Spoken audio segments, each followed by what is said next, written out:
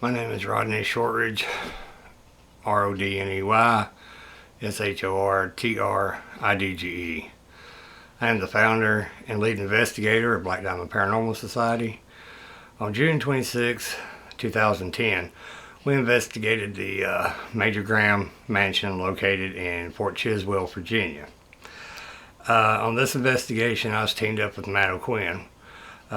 He's one of our historian, tech guys, audio guys. We were investigating the little girl's room. It's also a blue room.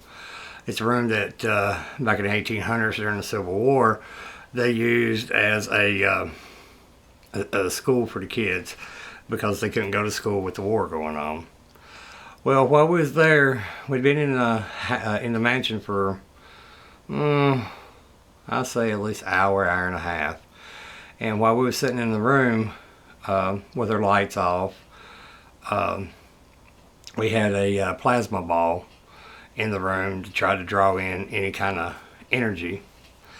Because, in theory, we've been told that, and, everyone else pretty much agrees that spirits are drawn towards the energy of electricity.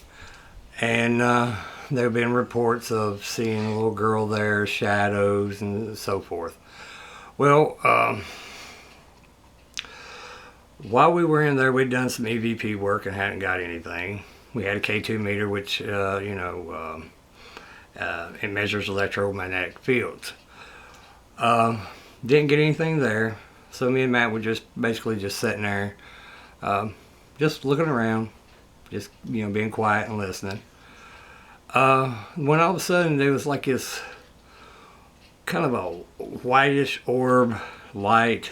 It wasn't a flashlight, it wasn't a car light or a headlight from outside or anything like that.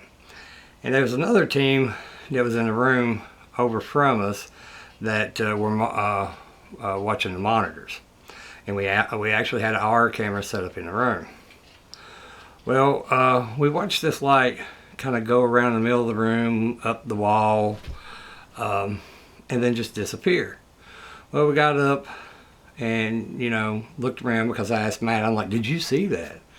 And he was like, yeah, man, what the hell was that? And, well, we didn't know, so we got around, started looking around and using the K2 meter, checking our plasma ball, checking our electrical connections, and, even the windows, I checked them to make sure that there was no light from outside coming in. Well, the outside windows has these shutters, so that they couldn't let no light in that way. Also, I called the guys that was watching them monitors, excuse me, to see if they seen anything on the monitors, and they replied no, they didn't. So, we couldn't explain it, and we sat back down for a few more minutes, and, we're talking about it. Then all of a sudden, it happened again. And again, we went through everything trying to figure out what could have caused that, and we could not figure that one out. Was it a spirit? I don't know.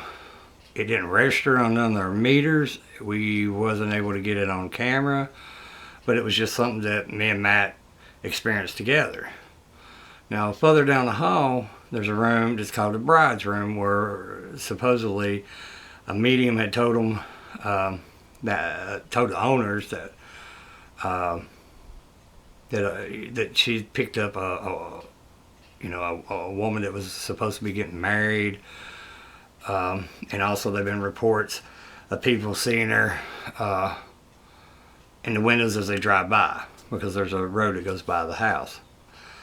Well, I was sitting in the corner across the room where I could look out the door, and Matt was sitting in the side of the wall by the door, with his back would be, to the door.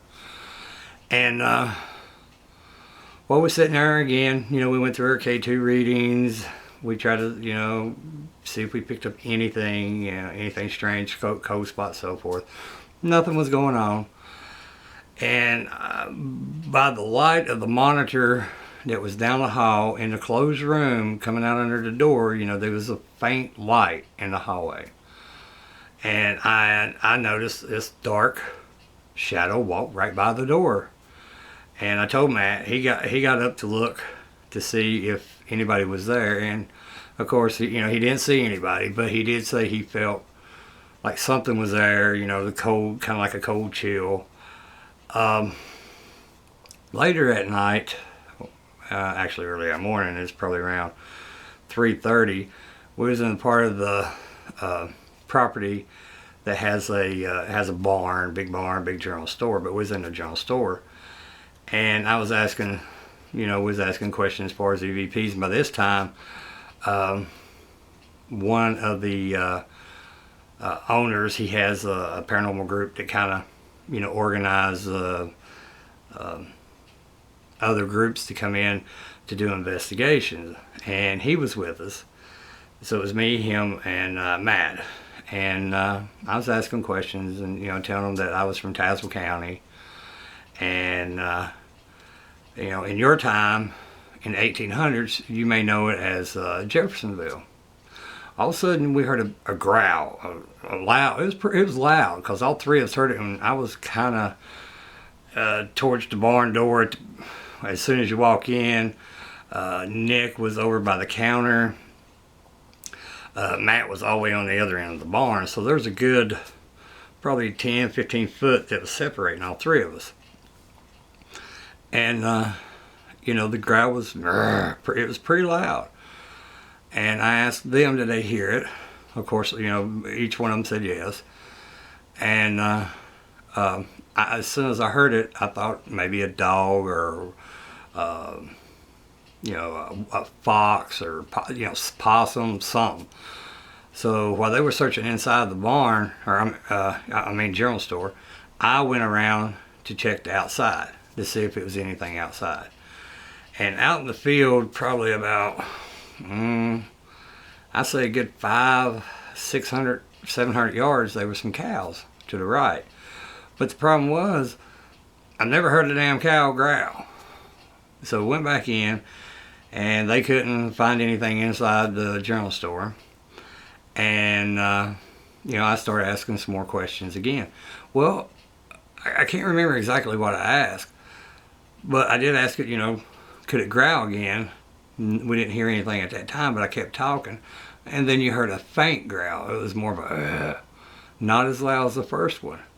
And again, I went outside to check everything. That while they checked inside, I came back inside, checked. We ran all the meters and everything, trying to get whatever this was growling at us, you know, to say something other than growl. But beyond that, that's, you know, we got some video that I'm sending you, footage of, it looks like someone wearing 1800 garb walking down by the basement door. A photo of a ball that we had sitting inside the kid's room, that in one photo it's pink, it's a rubber ball now. The next photo it's kind of a black and blue. And our photography guy can't explain it.